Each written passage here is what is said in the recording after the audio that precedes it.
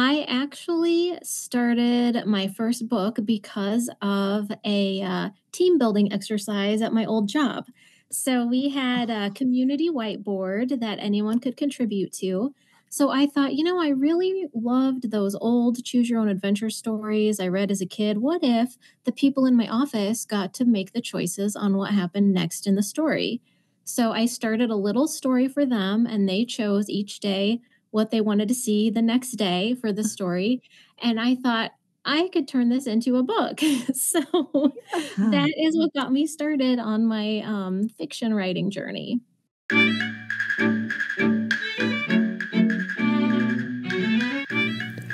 welcome to Story Power, a bi-monthly podcast where my guests and I chat about stories and creativity in all different styles and formats.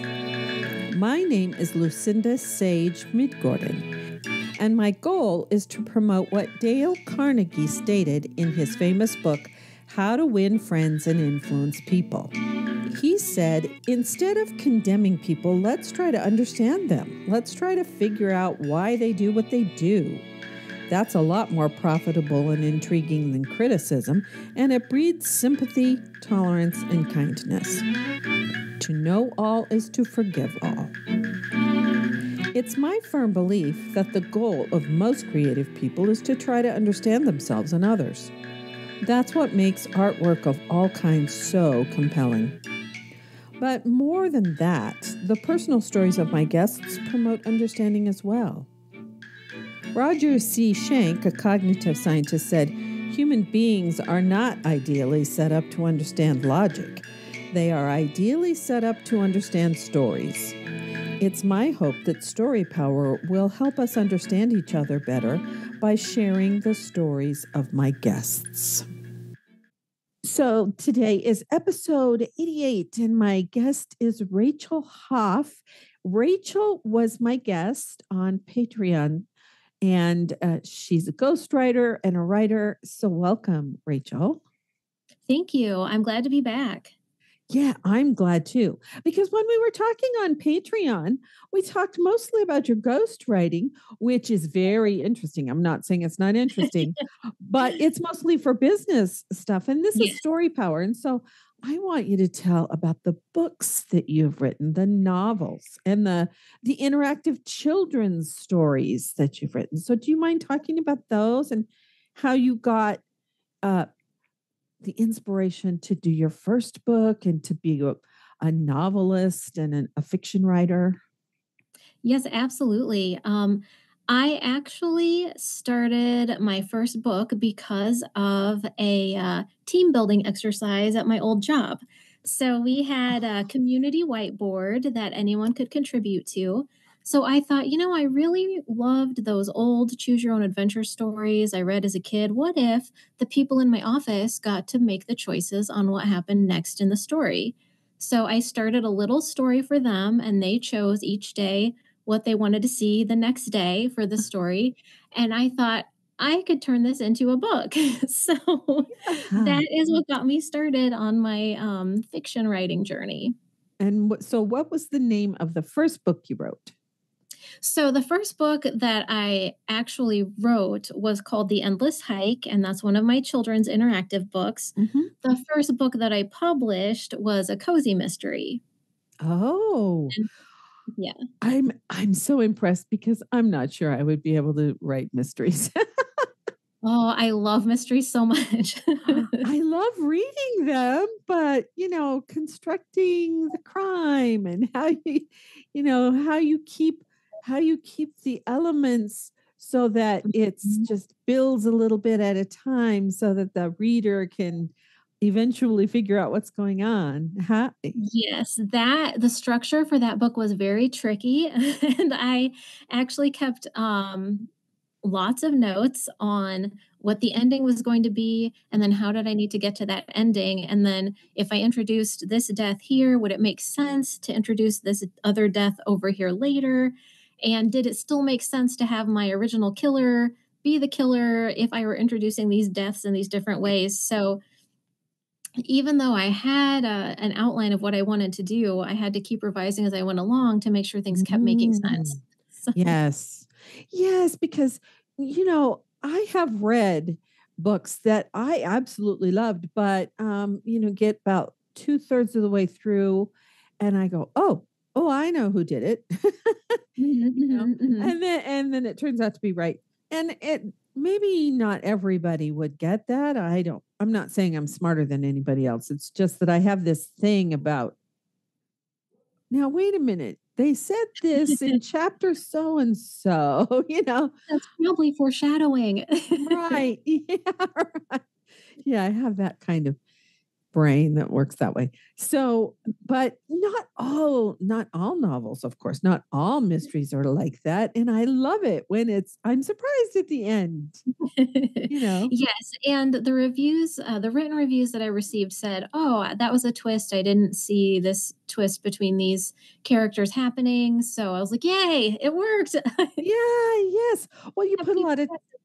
you put a lot of time and effort into it.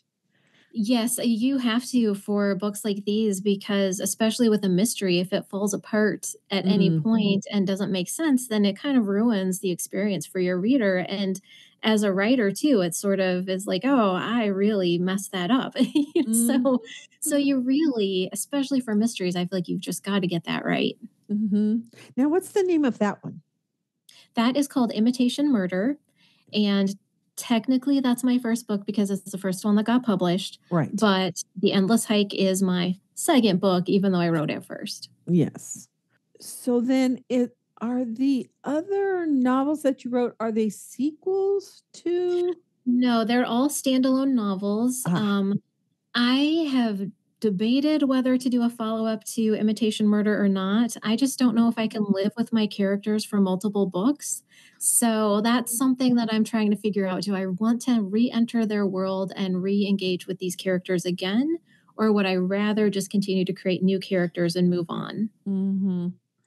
Yes, because I mean, some authors have 15, 20, however many books. Yes. 20 I think the Cat File series has 21 novels and then a book of short stories. So it's 22 books Mhm, with the mhm. same characters. And I don't know how Ellis Peters did it, but she kept developing the characters as she went along in the series. Yes.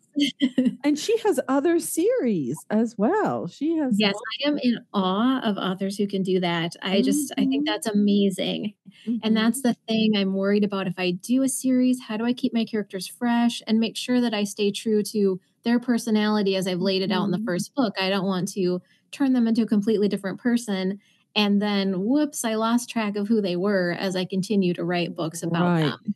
Oh, yeah, that is a conundrum. Yes, because sometimes what she would do is, in later books, she would go back and take elements from an earlier book and expand upon it. And, it was like, "Oh, I really like the how she connected Yeah, that back to that the yeah. second or third or fourth book, this character that just came in for a little bit, and then she adds that character in later on. Mhm. It was really interesting. So, yeah, I'm not that brave either. In fact, I decided 2 books, 2 books that are sequels, one book and 1 sequel, that's it. That's good. I don't need to do any more than that. And I'm so busy with my podcast now, I'm not even sure I'll do more books. I don't know. Oh, sure. I do have a fantasy novel sort of rumbling around in my head. Maybe I'll Oh, work on mhm. that someday, but yeah.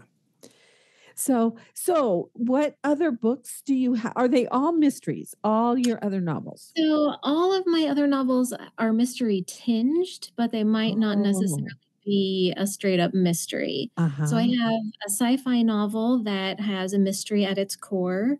We Mhm, have some deaths that shouldn't be happening, and we have to mhm, figure out why are these deaths happening. So, mhm, even though it takes place in a different setting, there is that mysterious element to it.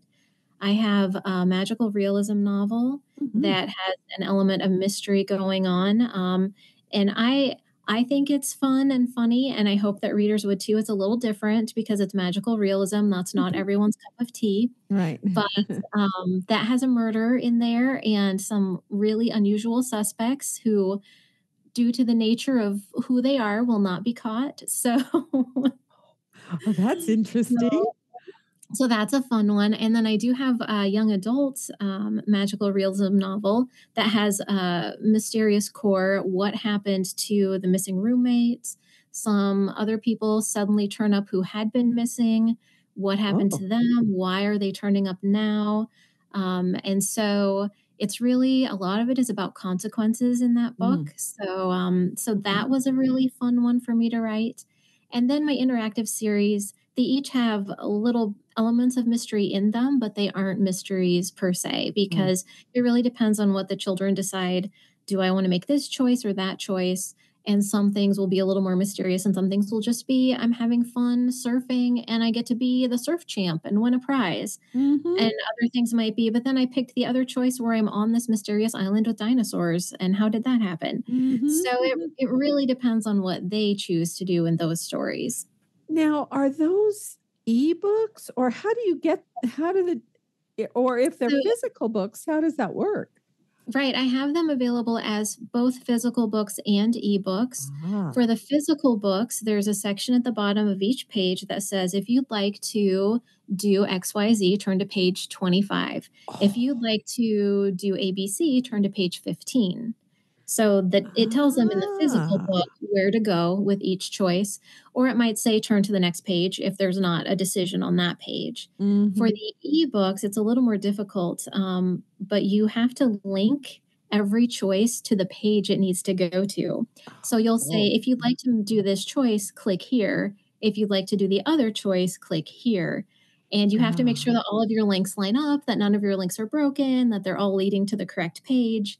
So that is a little more involved. And some e readers just don't have the capability to Mhm. click in a book that you're reading and then go to the page. So for my kids' books, I recommend getting the physical copies, Mhm. because you know the physical will always work. But depending on your e reader, being able to click might not be as functional. Mhm. Yes. Oh, wow. And then do you do audiobooks of those as I'm well? well, I'm in the middle of recording audiobooks for my adult books. Ah. I don't think it would be possible to do audiobooks of the interactive books because the listener wouldn't be able to make a choice, Oh, about where they'd right. like to go. So Uh, so that's the only thing, just audiobooks haven't caught up technology-wise with allowing the reader to skip 5 seconds ahead, skip 20 seconds right. ahead. Yeah, right. Oh, yeah. Well, maybe with AI, eventually they will be. But Right. yeah, right. Yeah. Now, when I talked to you on Patreon, you were working on a book. And have you finished that book? And what's the title of it? Yes, that is my book, Plot Twisted, and that is the magical realism for adults, Ah. where we have those interesting suspects who probably won't get caught. So Hmm. that one is finished, and I do have another book in the works now, and I have another book in the pipeline. Once that one is finished, I know what I'm going to write next, Hmm. and then I also know what my next interactive children's book is going to be, so that's in the pipeline as well. So so I have one I'm currently Wow. working on, 2 books in the pipeline, and possibly a third if I wanna come back to it or not. We'll see. We'll see if I pick that one back up or not, but Hmm. Hmm. that's where I'm at right now. Oh, wow. And how do you juggle that with your ghostwriting Oh, and well, coaching and yeah, I try to set aside a little bit of time every day to work specifically with my books. That might Mm, be writing, it might be recording for the audiobooks, it might be working on marketing, but whatever it is, I try to set aside time for those books daily so that I don't get swamped by everything else and then not come back to mhm. what I'm working on. And or research maybe if you have to do Yes, research. research, yes, oh my goodness, I've done so much research, my Google search terms are probably scary for people because I was looking up things like, "Can insulin kill someone who's not diabetic?" Or, so you always researching these different things, and sometimes they're a little sketchy, so Yes. Well, I imagine people like, if Agatha Christie were alive today, hers would sort of be like Oh my goodness, I can't even imagine. It's interesting, I read that she was a pharmacist, So a lot of her information about poisons and Oh, drugs came from her her day job. knowledge. Yeah. Yeah. Yes. Yeah. She had an interesting personal life too. Yeah. Yeah. So So fascinating. me, I'm home. I don't have a person. I don't really have a very I don't have a very interesting personal life. But yeah. Oh, that's great. Yes, I think I'm going to have to, as soon as I get all of my past episodes up on YouTube, which is taking me a while because, they're just audio. So I have to add something Oh, goodness. visual. Yes. Yeah, I have, let's see, I just finished the 18th one, I think, the other day. And I have 88 recorded Oh my now. goodness. So I will not have yours. Yours will be by the That's time fine. yours comes along, I will be in a workflow where I have it on Libsyn, my host, my WordPress blog, and YouTube. So they'll all go out on the same day. But I'm trying to get caught up to that, to the place where I can just do the all of the publishing all on the same day. Yes. But yeah, so once I get that finished, I'll probably go back to working on my novel every single day a little bit. Mhm. I'm sort of in the middle of finishing the first draft, and like I told you, I'm merging the present with the past. I'm starting to do that now. So, but the other day I got new ideas for some things that I could add to the present timeline. So we'll see. Oh, great. Yeah, I was like, "Oh, I need to flesh out this one character. She's too stock. She's a stock character. I need to add some more things to her." So, because it's always percolating in the back of my head. Sure. Is Yep. it like that for you? I was wondering because I heard someone say, "Oh, there are always songs percolating in the back of my head," and for me, it's always stories. Mhm. It's either stories that I've seen and I'm analyzing them in my head, or it's stories that my novel that I'm working on. Is it, Mhm. does that happen for you? It does a lot. I get a lot of good story ideas when I'm out walking my dogs. I'll just kind of let my mind zone out a little bit and then I'll be like, oh, I wonder if I could do this. Or, I don't really like how I'm handling this character in my book right now. I think I need to do something different with her. Or, oh, she's turning into more of a villain than I thought. And I'm kind of okay with that direction. I think I'll Mhm. change some other things to make her fit. So, usually for me, I get the best ideas and I'm able to think the best about my books when we're just walking along, exploring the neighborhood, and trying Mhm. to keep them from eating everything on the ground. So, Oh my goodness, yes. Oh yes. Yeah, I get my ideas right when I wake up in the morning. That's one time. And then when I was driving an hour to go teach, an hour there, an hour home, I get ideas then too Mhm, sometimes, when I was driving. But now sometimes it's when I'm cooking, it's my brain is doing something physical, mhm, mhm, and I'm kind of disconnected from the problem of my novel or whatever. It's not always mhm. a problem. It's just I wonder where I should go now. No. Yeah. Right.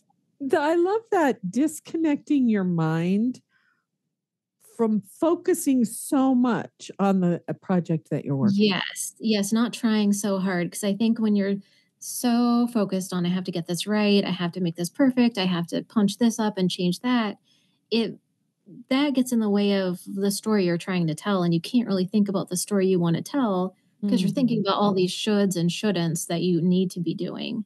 Yeah. Oh, yes. Is it like that for your ghostwriting? Is it a similar thing, or is it much easier to do the ghostwriting? Yeah, yeah, that's actually much easier because I usually have a very specific set of parameters I have to work within. I have Mhm. certain keywords they want me to use. I have Mhm. the length is set for me. It needs to be between say 1,200 and 1,500 words or no Mhm. more than 800. And then we'd like these specific concepts. So most of the time that's more not mindless exactly, but there's not as much mental energy put into that because they've laid out so much of their own parameters that they wanna see. Mhm. And you're not making it up. Right, I don't have to invent it from thin air, so Right. Yeah. Do they ever any of the businesses ever ask you to write articles? yes, some of them are articles, some are longer form. I've done Ah. business to consumer, business to business. Mhm. The longest ones are usually business to consumer because with business to business, they don't wanna get too lengthy. Mhm. Mhm. Yeah. Oh, wow, yes. And have you published anything I mean, for someone else, have you published it in, like, in a magazine or a newsletter outside of their business? Right. No, as a ghostwriter, you don't own the material. They own the material. So they get to choose where they want to distribute it, how they Mhm. want to distribute it. So that is completely beyond my control. So, and it's usually not under my own name because I'm Right. ghostwriting it. So Right. if you Mhm. saw one of my articles out in the wild, you wouldn't know I had written it because it's Mhm. under someone else's name in their company's, Mhm. portfolio or wherever Mhm. they may choose to post it. Mhm. Yes, now how do you get your clients for that? I did a lot of clients through Upwork, had some referrals, some through LinkedIn. It's just a wide variety of Mm. different funnels where people come through. And, if someone knows you and knows your work and they liked what you did for them, they're more willing to recommend you to one of their business partners or Mhm. friends. So Mhm. And do you get repeat business? Yes, one client I had for almost 2 years, Mhm. because he just loved, collaborating together, Mhm. and then as new things came up, he would send them my way. Mhm. So, yeah, it really depends on the client's needs, what their budget is, if they're able to afford to keep you on that long term or not. Mhm. So, some clients are only looking for a 2-month, gig, or maybe I just want these 3 articles, and that's the end of our relationship. So it really depends on what they're wanting to and what their end goal is with everything. Mhm. Yeah. Yes. So your income can go up and down, up and down. Yes, it can fluctuate for sure. Mhm. Do you work from home or do you go into their office? I work from home, so I do everything remotely. Ah, oh, I bet that's wonderful. It is very nice. Yeah, I mean, I like working from home personally. Of course, it's all my work that I'm giving to myself, but Yes, so you have a website I do. and all of your books are available there. Like, if we clicked on one of the titles of your novel, would it send us immediately to Amazon or would it send us could we have a choice of where we bought the book from? It would be, immediately to Amazon because Ah, since I published through Amazon, they're oh, the yeah. distributors, Mhm, and, the competitors don't like to even though they have the ability to buy at a distribution rate, they don't like to give Amazon their business.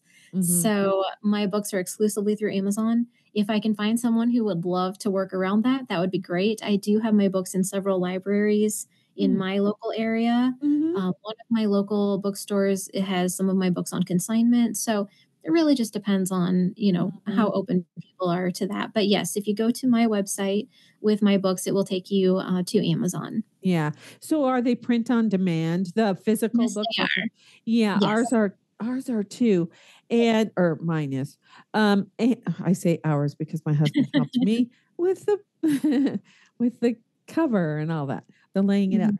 But yes, but I have the ebook available on we did it through Smashwords Okay. and then and Kindle well Mhm. it was Create Space way back then. And then Okay, right. and then and then we also have it them available on Barnes and Noble and Apple. But that I Okay. think that's just the ebook Yes. Yes. for those. Yeah, for those. The physical book you can get through Amazon. Yeah, I Mhm. was okay. So yeah, the I did not want to do Kindle Direct. Did you go that route? I did choose to do that route. Uh-huh. Just for me, it was a lot simpler and Mhm. it really streamlined my process since I'm juggling so many other things at the same time. Right. This made it a lot easier for me to be able to publish. Yeah. And do they help you with the marketing and that kind of thing, or do you have to do that all yourself? Right, you do all the marketing yourself, but even with an indie publisher, you would do a lot of the marketing Mhm. yourself. So there's really no difference there in that scope when it comes to marketing. One of the things I really appreciated about Amazon, which I know it can be controversial, but they provide free templates for your book trim sizes. So whatever trim size book Mhm. you'd like, you can download a free template. Mhm. They give you free templates for your book covers. So Mhm. whatever trim size, you can get the appropriate book cover template, and you can also tell them, okay, my 9 by 6 book is 176 pages, and you can get a perfectly sized cover template that will go over your book appropriately once it's printed for the number of pages you have and your trim size. Oh, And then it that's will show you on the template where the barcode will be, uh-huh. where the margins are so that you don't want your titles or your text bleeding Mm. beyond those margins. So it takes all the guesswork out of it for you. You know exactly on the spine where to put your text Mhm. and how it will be centered. So I really appreciated those things as well. And they do offer workshops which vary in quality for how to market, how Mhm. to run Amazon ad campaigns, and Mhm. those are all free. So there are a lot of free resources they provide, and your mileage may vary depending on how well your campaign goes. Even if you follow everything to a T, you can't guarantee that things go perfectly, Yeah. but they have the resources out there and available. So I really appreciate that, and Mm.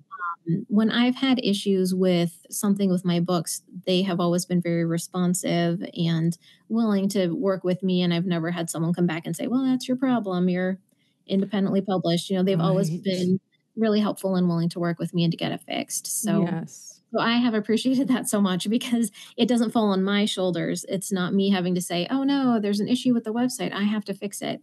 Oh no, Yes. there's an issue with publication. I have to fix it. Right. They actually take care of all of that for me. Yeah. Oh, that's yes, I buy a lot of books from Amazon just because it's convenient for one thing.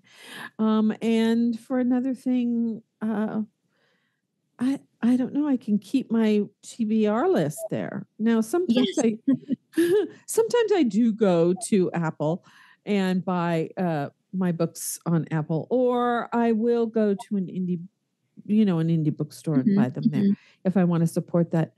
I guess, but this shirt that I'm wearing, I wore it someplace and someone said, "Oh, I really like your shirt. Where did you get it?" And I said, "Amazon." "Oh, we buy local." And it was like, Mhm. "Oh, good for you," but you know, I don't want to have to go shopping. I'm not a shop, if I can let my Yes, fingers do the shopping, yes. I like that. So, Well, y- and the truth is there are a lot of independent businesses and storefronts on Amazon. So mhm, Amazon is not only selling for themselves, they're selling for independent sellers too. mhm, mhm. I agree too. Yeah, I agree about that. Yeah.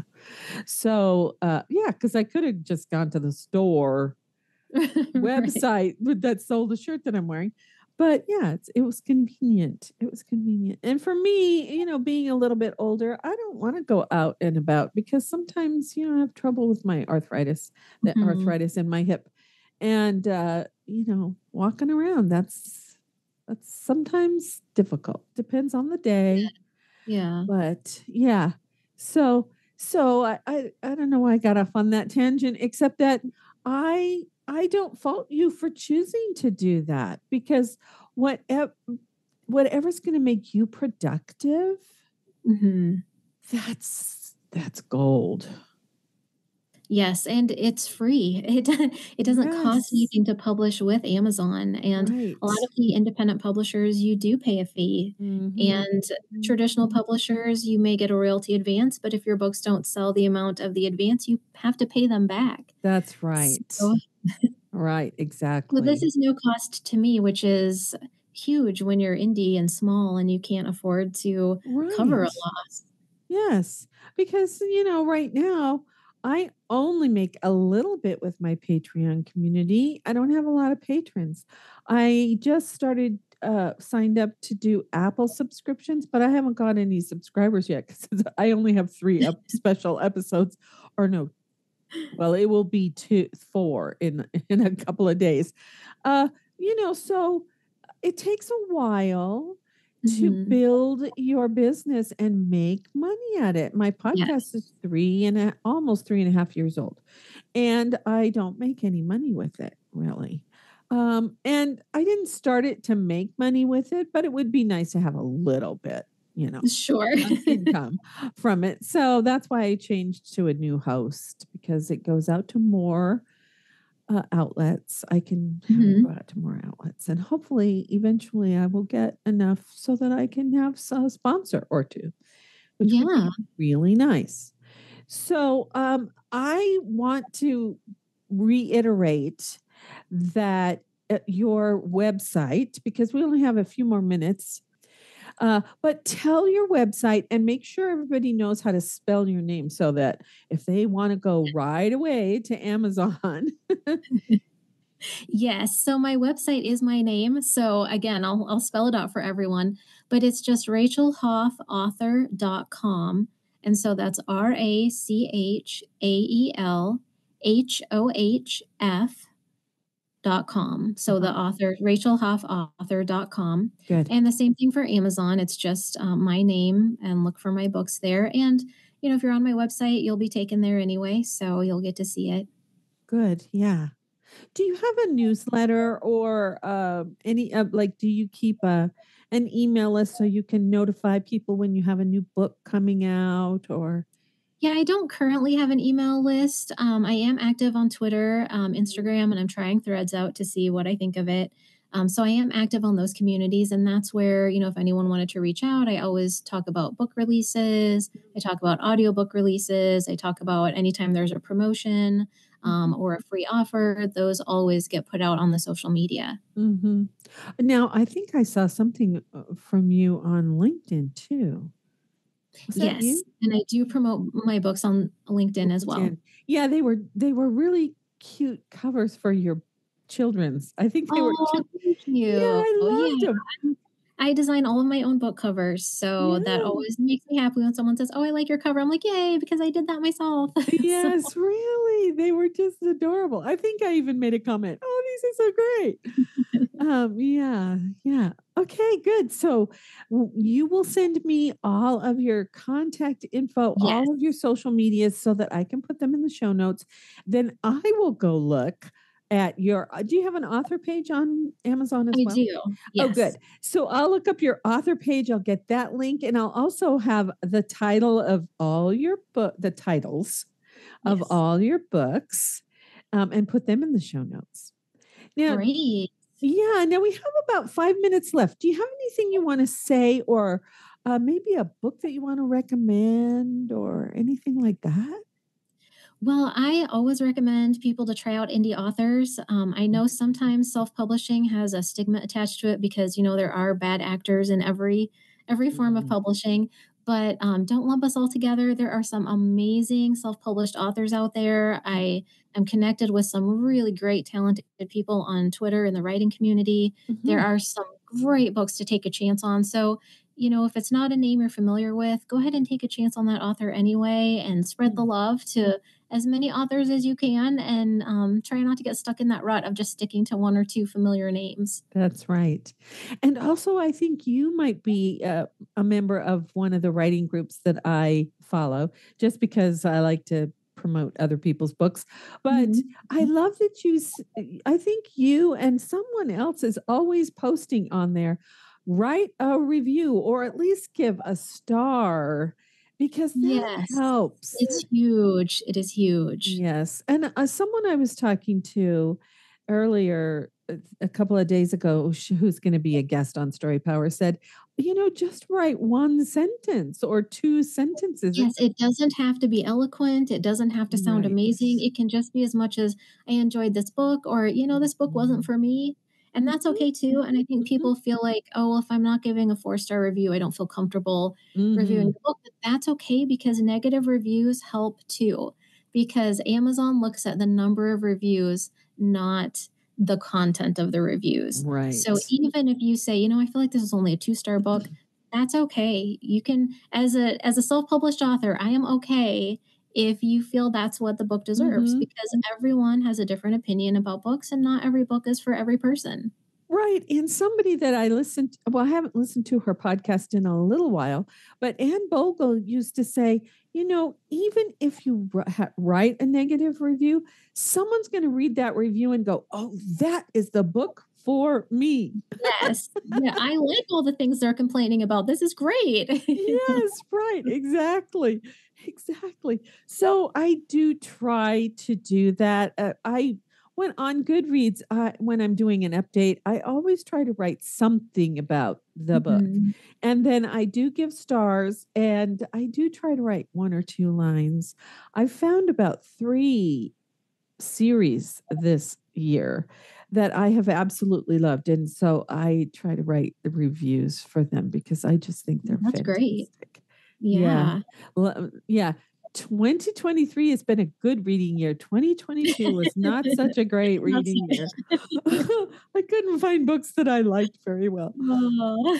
So, do you have a favorite genre before we go? I do. I love cozy mysteries. That is my favorite genre, and I think that's why everything I write has a little tinge of mystery to it, because Mm-hmm. that's what I grew up reading, and I love old-time mystery movies from the Mm-hmm. 30s, the 40s. So I'm just steeped in that kind of, Mm-hmm. content. So, Do you have a favorite movie that is 30s or 40s that's a oh mystery? my goodness. Oh my goodness. I it's a really odd movie that might not be super well known, but it is a 1930s vampire movie that actually is a cover up for a murder. And so they're using Right. vampires to cover up a murder, and then they actually bring the person to justice and get them to Right. confess. I wish I could remember the name of that because that sounds familiar. Yes, that's Yes, and interesting. I cannot remember the name of it either. I'm like, "Oh, what is that?" I was just trying to think of it earlier this week too. Well, I might go to the Turner Classic Movies group on Facebook and say, okay, here's the description. What's the Yes. title? Yes, what is that movie? Yes, because I think I've seen that movie. Yeah, that's good. I love it. It has a twist. Yes, yes, I love that.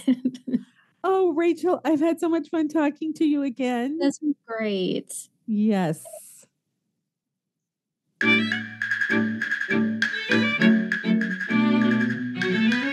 I hope you enjoyed the show.